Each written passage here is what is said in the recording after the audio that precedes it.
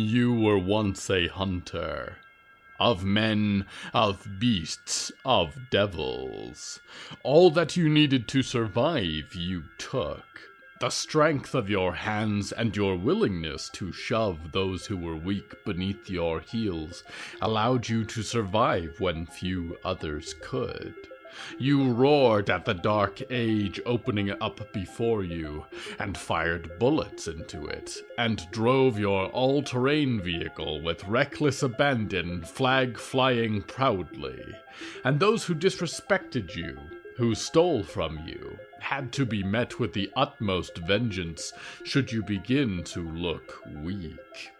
Weakness was a slow death indeed.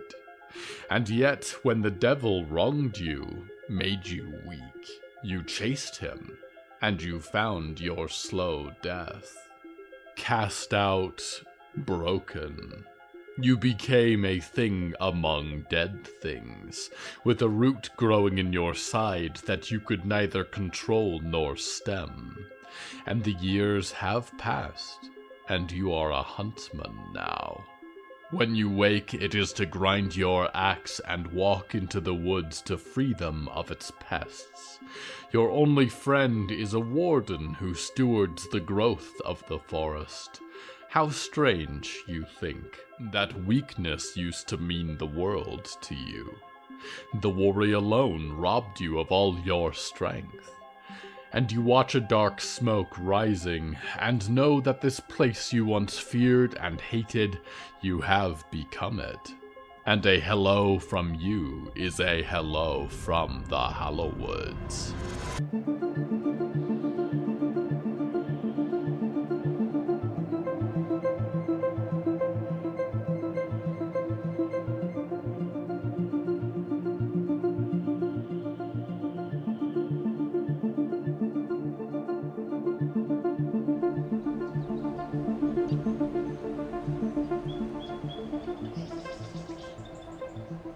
Right now, I am a long time removed. The trees are young. When you remember, dreamer, you close your eyes and see only a dark reflection of your imagination. When I remember, I am there. I was there. I was everywhere. I was there to see a boy crouching in the forest, looking at the lady in the bushes. The theme of tonight's episode is remains.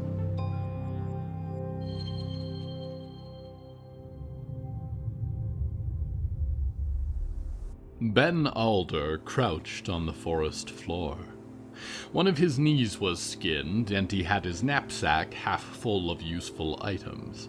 It was best to keep it half full. You never knew what you might find to fill it.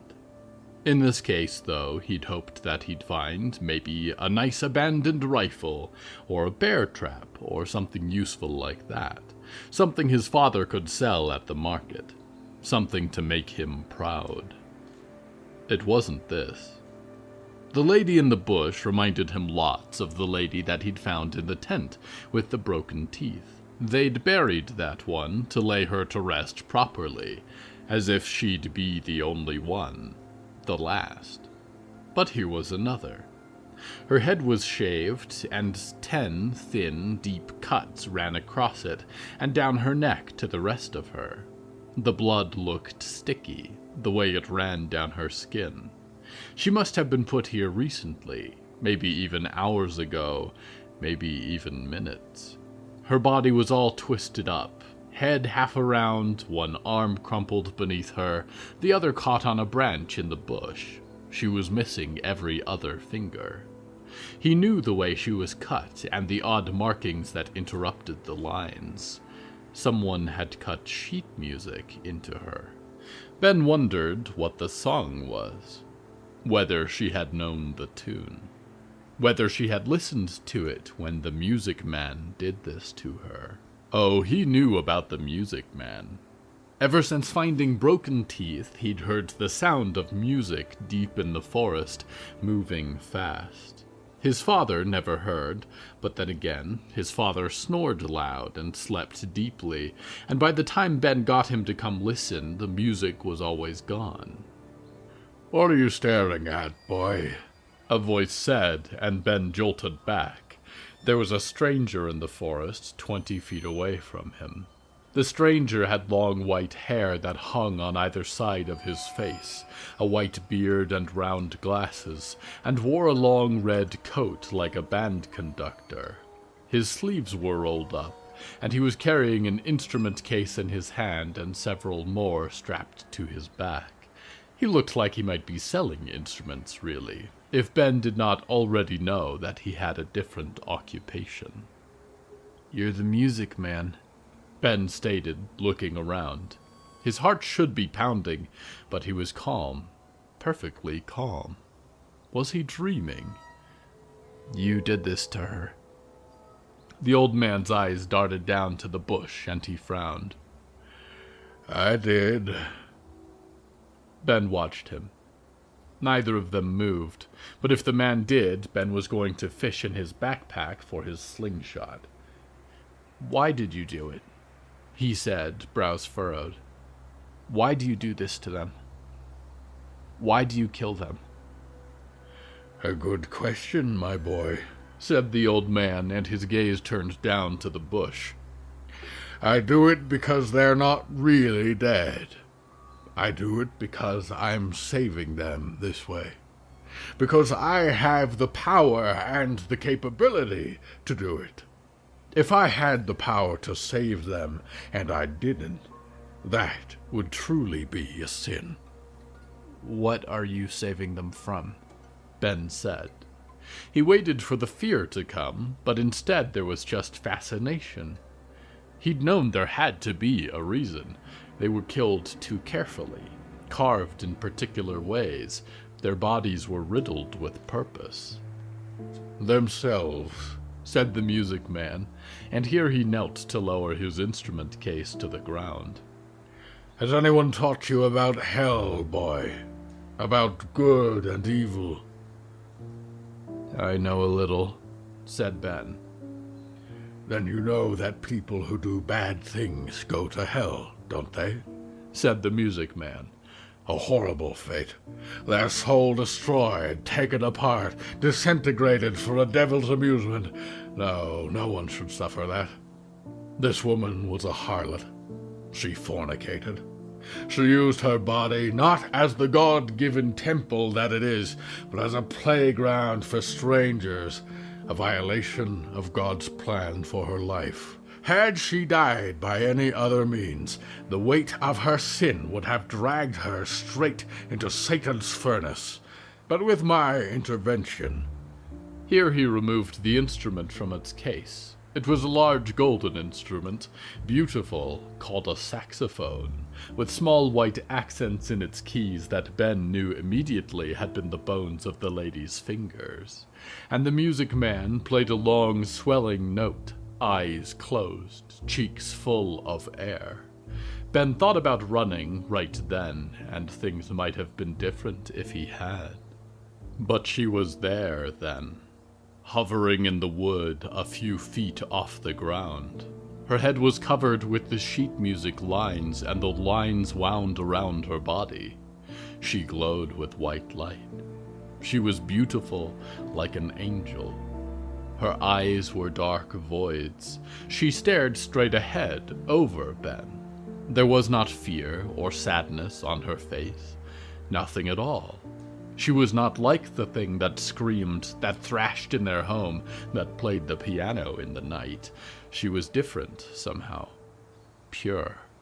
"She is alive," said the music man, lowering the brass instrument to stare at her. "Her soul is alive. And now that she cannot hurt herself anymore, she is finally a tool for God's plan, for a holy life. If I say go left, she goes left. If I say right, she goes right. She will further the missions of the Lord with every action that she takes now. I have saved her soul from damnation, boy. Would you rather I had left her as she was? Ben stared up at her, and then at the body in the bush, and shook his head. Quite right, said the music man, and set his instrument down again, and she vanished. He closed the lid of the case and locked its latches. My dad says the church is all full of liars, Ben said at last. That they'll say anything to get your money that you worked hard for, that none of it's true.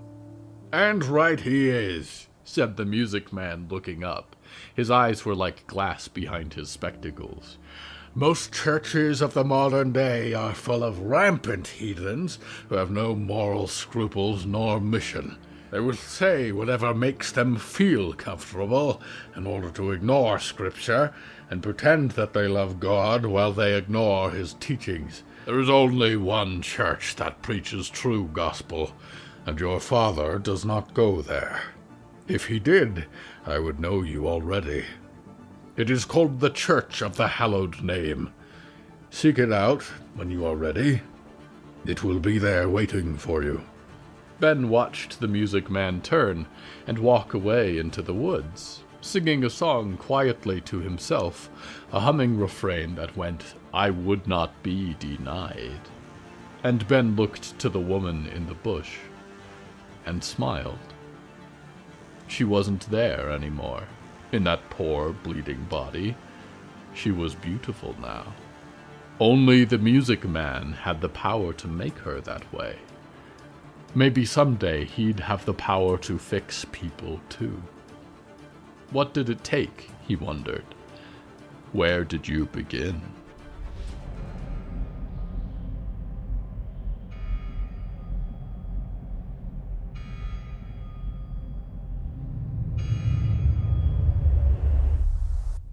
What do you do with the dead when the dead refuse to stay silent? Many different funeral practices have been attempted since the Black Rains fell. Those who are buried in a casket, though, have a tendency to wake eventually, as the moisture finds its way down through the soil and worms its seeking tendrils through the wood. Some took to burying them in iron boxes, but this did not last long, as iron boxes are rare and heavy, and far fewer in quantity than the dead. For a while instead, they were burned, which is effective in that there is little for the Rains to remember by the time the pyre is done. A funeral pyre is a nice thing, done once a month or so. However, as the centers of population grow, so does the disdain for a constant stream of bodies burning on the outskirts of town. In places like Scout City, creative solutions have been devised. Large, fast-moving fungi that can strip the flesh from bones in a matter of days, quietly, discreetly, have become the popular method of body disposal. Its mortal grove is home to the remains of hundreds of its citizens. Some receive grand funerals there in the garden, where the fungus takes in a new corpse and sets it alight in beautiful teals and oranges as it decomposes. Some receive funerals as small as a single undertaker, delivering last rites in silence. We go now to a corpse.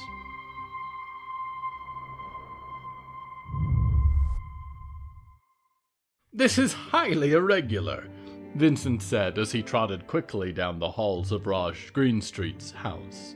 Shelby lugged one end of the black bundle of fabric, while Moth and Lewis struggled to lift the back half.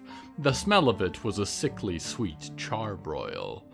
And a terrible imposition! We're in the middle of brunch! It's not even my table! It's not even my house! You don't mind, do you, Raj? Said Shelby, looking over to Raj Greenstreet.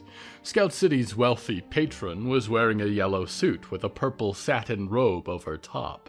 His skin was dark and ruddy, and he had a thin and elegant mustache. He raised a dark eyebrow. His eyebrows, like his hair, were streaked with silver. Not at all, he said, and gestured down the hall in the direction they were carrying towards the brunch table. Be my guest. Raj, Vincent said, but Shelby left them to their debate. The body she had pulled up from the fire debris at the base of Scout City was heavy. Lewis darted ahead to scoop plates and pitchers and sugar bowls away, just in time for Shelby and Moth's strength to give out. She only had one hand to offer, after all. The graspin twine was not supposed to lift more than 20 or 30 pounds before its little plant tendons would tear. Useless sprout. As Moth and Lewis backed away a little, she threw open the black folds of the fabric to reveal the body concealed inside. Moth covered Moth's mouth with Moth's cloak and tried to still a gasp. Lewis smirked, a dark humor playing across his lips. Raj Greenstreet's temples seemed to pulse, and his jaw twitched. And Vincent was momentarily stilled, mouth open in surprise before he cleared his throat. "Ah," he said at last. "This isn't just any body you've brought me." "It's somebody," said Shelby, looking over to him. The body that she had brought had been cooked in the fire. Skin was blackened and barely clung to the bone in most places, limbs twisted and melted together with the body. The burnt and broken fiddle mask concealed the figure's face. "And I need you to find out who." Vincent looked up not to her, but to Raj, glaring. "I told you I was done with dead people," said Vincent. "This is a rather particular exception, my dear," said Raj, frowning as he studied the twisted form on the tarp on the breakfast table. "I think I can forgive you for performing one more examination." "If you will forgive me, then," said Vincent, and the wizened old man turned to set his own robe aside and rolled up the sleeves of his white dress shirt underneath. "And if I must."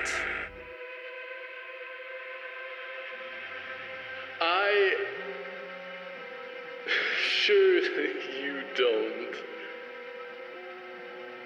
Well, my happy dreaming family, despite what my competition would say, I'm not. Cut it, Rupert. Something is wrong. I can't.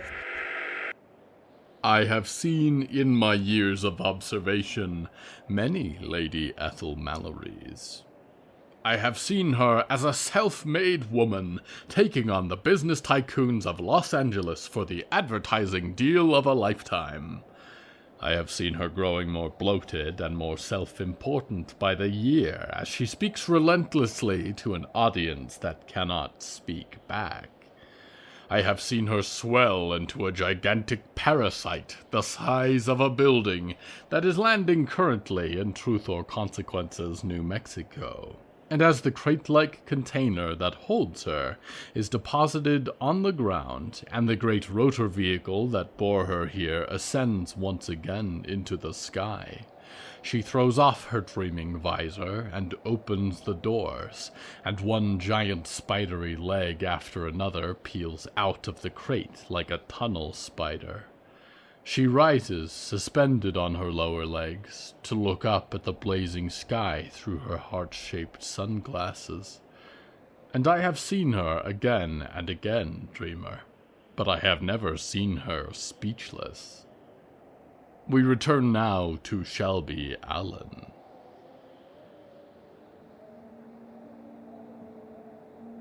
Shelby sat on one of the slightly moth-eaten sofas that lined the large living and dining room of the Greenstreet Manor. It was not that Raj, and likely Rowell when he had been alive, chose moth-eaten sofas specifically for their tremendous home, but more that for the exquisitely velvet and plush style of sofa that they liked, with the curling wooden arms and accents, it was moth-eaten or none at all.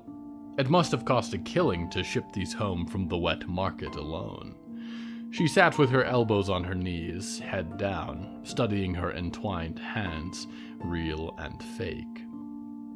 Raj Greenstreet sat across the coffee table from her. Occasionally, she glanced up to Vincent, who was slowly circling around the breakfast table, with his eye unfolded into long, silken tendrils that wavered in the air, examining the corpse's burnt tissue on a nearly microscopic level. Moth and Lewis were exploring the house somewhere, poking over the collections of artifacts and old-world memorabilia that lined the walls and curiosity cabinets. Shelby studied Raj. He was always whimsically cheerful and matter-of-fact, despite the direst situations that she had seen him face. Currently, he stared over the back of the sofa, watching Vincent work with a wistful admiration. She was reminded that Vincent had performed the autopsy on Raj's own husband after he was murdered by the quartet. "What's your story, Raj?" she said. "You've been around Scout City a long time, but I don't know anything about you." "I typically try to keep it that way," said Raj, looking away from the autopsy in progress and over to her. A challenge, as Vincent was reaching for a scalpel, which Raj seemed to particularly enjoy. "My late husband did enough talking for the both of us where the town was concerned." "I have reason to believe it was Brass who killed Raoul. Ben Alder," Shelby said. "Obviously not without help, but he started it. Ben had a therapy session with Raoul shortly before his death. Was able to go digging through his books. The secretary he hired was lousy with security." "Clearly," said Raj and looked down at the coffee table. "Raoul saw the worst in people every day and chose to believe the best about them. I could never quite find the root of his optimism." "You're dodging my question," Shelby observed. There was a sound like cracking stale bread as Vincent's blade cut into the body across the room. She kept her gaze focused on Raj, however. "Was Raoul your first husband?" Raj tilted his head, as if scrutinizing her, and finally sighed. "No, not remotely. I had rather hoped he would be the last, however." "What were the others like?" Shelby said, laying back, arms crossed. "Any of them before the Black Rains?" Raj sighed. "I'm not a corpse, Shelby Allen. You can't put needles into me until you get what you're looking for." Shelby looked up to him plainly. "It's in my nature to be curious, I guess. You've been a good friend to us, and to Vincent, after everything that's happened." "What would you say," Raj said, "if I told you that I had had 37 husbands?" Shelby blinked. "I would say that's more than most," she said. Raj stared at her and squinted, and then looked over to the decorated walls that surrounded them, the railing and the second-level balcony where Moth and Lewis were talking in low tones about a collection of silver pistols in a glass case. "My life story is too impossible to tell you and expect you to believe it," he said. He looked back up at Shelby and smiled, and there was a tightness to his smile, but also the slightest welling of water in his eyes. "It is best, I think, that you know me as a mystery, and know that I am very intent on finding the people who killed my husband and doing whatever it takes to bring them to justice. I was willing to set the forest on fire to do it once. There's nothing I would stop at when it comes to that. You can rely on me for that." "I've heard a lot of unbelievable things in my time," Shelby said. She made a mental note to solve the mystery that was Raj Greenstreet at some point, when she was ready for a case that was a little less murderous. "I've heard even more, believe me," said Raj, looking back to the autopsy. Vincent worked delicately with his scalpel to separate the fiddle mask from the face, until it finally came off in a mostly intact piece of wood. His tendril eye raced over the dark and tangled mass that lay beneath, until finally the white threads retracted to form his usual cynical eye, and he sniffed and went to the bowl of water to scrub at his hands. "What do you have for me, Vincent?" Shelby said. "Not much, I'm afraid," said Vincent, sighing. "I don't know who he is. No one that I've seen before, as far as I can remember. Appears to be male, probably 25. Muscle and build would indicate a life spent outdoors for the most part. Hard labor. All signs point to that he burned to death, as you might have guessed." "That's all you've got," said Lewis, leaning over the upstairs railing. "He burned to death. Oh, a shocking surprise." "Be nice to the creepy man," said Moth. "He did his very best job." "And it's what we needed," Shelby said, rising from the sofa. She made her way over to the fiddle mask, burned as it was, and picked up the fragile wooden shell before tucking it into her bag and making for the door. "Moth, Lewis, let's go." Wait," Vincent said. "Where are you going? What do you want me to do with the body?" "Bring it to the Scout City Infirmary," said Shelby, glancing back as Moth and Lewis made their way down the stairs. "They can see if anyone recognizes who it is. Make sure a nice funeral happens." "You're sure you don't want to take a second look?" said Moth, arriving next to Shelby in the entry hall. Maybe there's some clue that could tell us who the fiddle was." "That's not him," Shelby said, pointing to the corpse, and then she went to open the door. "The real fiddle is out there, and they want us off their trail for tonight. We need to treat today as if we could come under attack at any time, from any direction. Fiddle is out there. We need to warn the groundskeepers." "How can you tell?" Vincent said, pausing. "What makes you so sure?" "It wasn't the fire that should have killed him," Shelby said, looking back from the door. "It was the fall."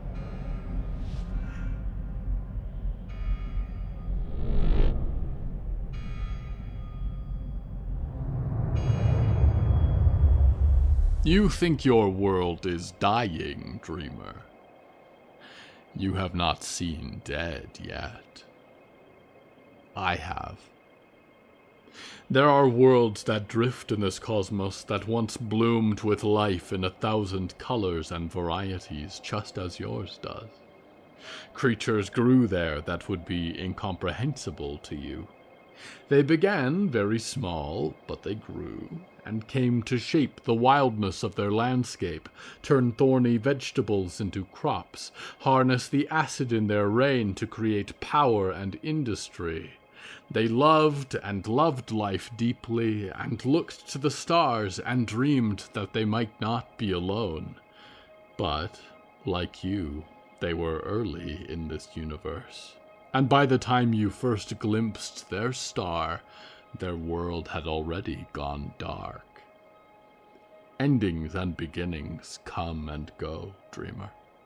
Empires and superspecies collapse, and new ones rise. A cycle continues. But for that dark world, dreamer, it will be a long time, if ever, before anything begins there again. The surface of it is a blackened ash, and the only life that dwells there is devoid of life at all. Only a semblance, a mockery, a voice wrapped in deadly silver and thin porcelain. A monolith has been erected there, which is a tall, dark stone, and it hovers over the earth, and the masked apostles of the darkness stand immortal and unmoving in worship. It is the only standing structure on the otherwise smooth and lightless world where nothing grows. The only thing that stands in the way of the cycle, dreamer, of growth and change. The only thing that may stop it completely is obliteration. And you cannot obliterate some things. You cannot obliterate dreams or hopes or beliefs, but you can obliterate a people. And although their memory may live on to inspire in poetic and meaningful senses, there is no way to get them back. They are gone, lost to the void forever. Your world is not ending yet. We go now to one who wishes to change this.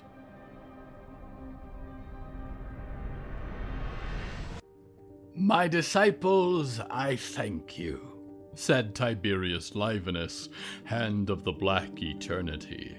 He wore a toga and tunic that, he supposed, had been resurrected much like himself through strange means.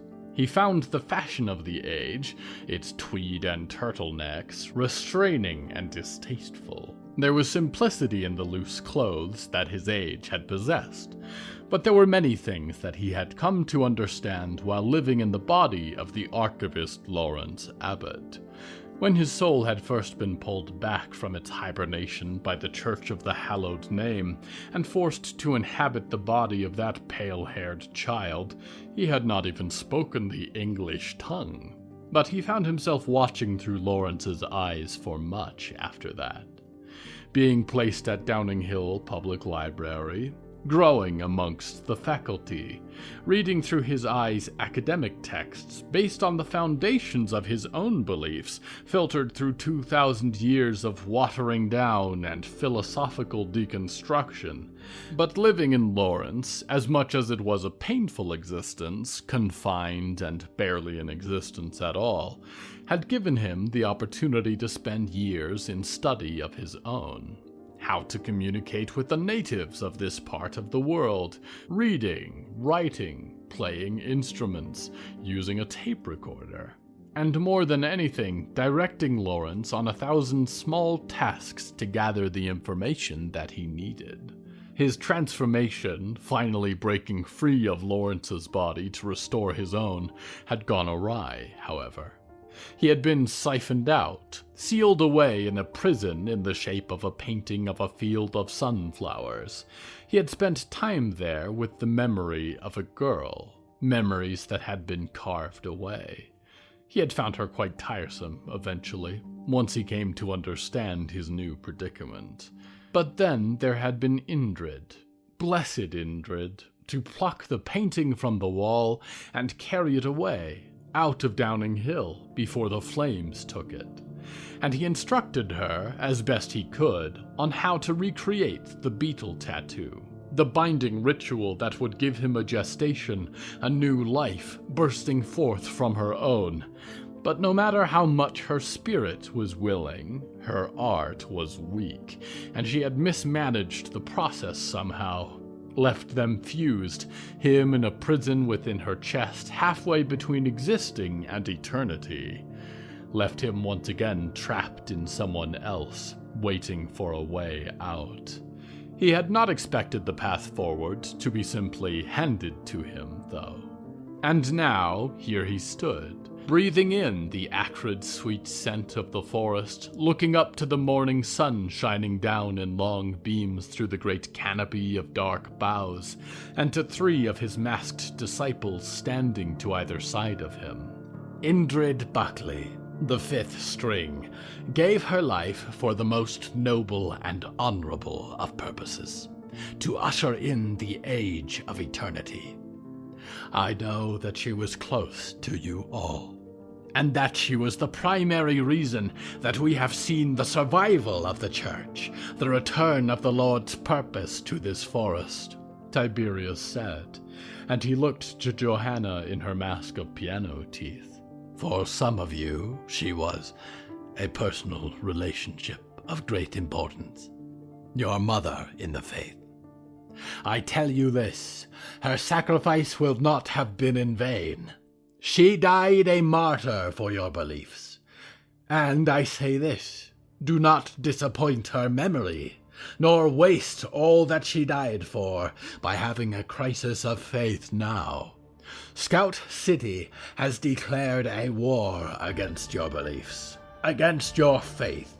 This kind of persecution will not stand in the eyes of our God. For raising their voices against the truth, for raising their weapons against the bringers of knowledge and righteousness, he shall envelop them in his eternal darkness. Behold!" Tiberius raised his hand to the tree in front of him, a gigantic pine, gnarled bark and great black bristling boughs holding thousands of pine cones. The summer breeze carried through it, and the hint of a cold and fast-coming autumn. Tiberius felt good. Pleasure coursed through each muscle of his body. His body. He had not had one to himself in so many thousands of years. There was a strength within him swelling as if he was a young man again, and the blessings of the Black Eternity were deeper, stronger than he had ever known them. He held up his hand of silver bones and watched a dark wind seize the tree. Shadow swirled around it just as it spilled and smoked from the rifts between his bones. And then he squeezed his fist, and the shadows that wreathed his arm constricted tighter. And then it was not a tree, only a shadow in a tree's shape. It hung in the air, a single black color that absorbed all light. You could not tell one branch from another save by their silhouettes. The breeze did not shift its branches anymore. It was a dark memory of what had stood there before. "Holy shit," breathed Piano. Drum stood with his arms crossed. The skin of his mask had been repaired since the conflict 2 weeks ago, and Brass walked towards it slowly, a hand outstretched in awe. Tiberius reached out to touch his arm, stopping him from walking further. "Be careful, my friend," he said. "Once eternity touches you, you are eternity. And there is still much for you to do on this earth to bring about its revelation." Brass nodded and took a step back. "The city is coming for us tonight," he said. "We should leave the chapel. Find someplace more discreet." "On the contrary," Tiberius said, looking from the three of them back to the lowly stone chapel overgrown in the forest. "It shall be our fortress, and it houses our greatest weapon."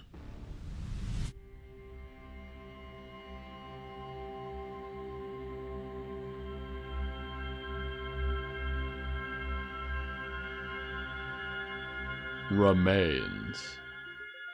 One day, dreamer, your body might be reduced to ash and carbon, or dissolved in a large vat of acid, or digested by a large creature for sustenance until it is only bones.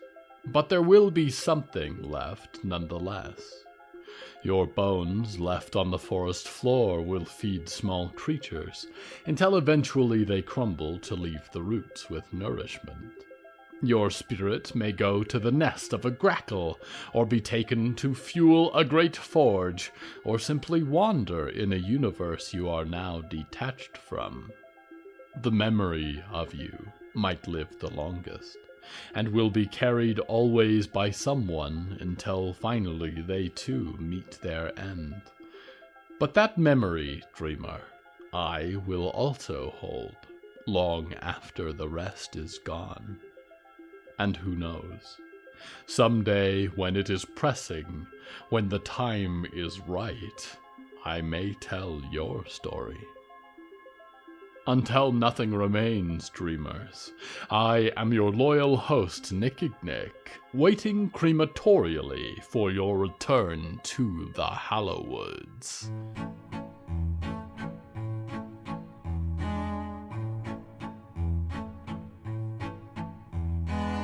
Hello from the Hallowoods is written and produced by William A. Wellman. Hello, that's me. If you enjoyed this show, please don't forget to follow it and share it with a friend.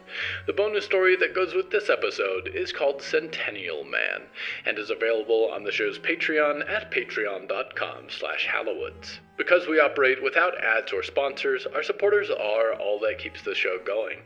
Plus, supporters get weekly bonus stories, access to our weekly Q&A live stream, behind-the-scenes content, exclusive merch, and even more. Merchandise and episode transcripts are available at hellofromthehallowoods.com. You can even find us on social media at @thehallowoods.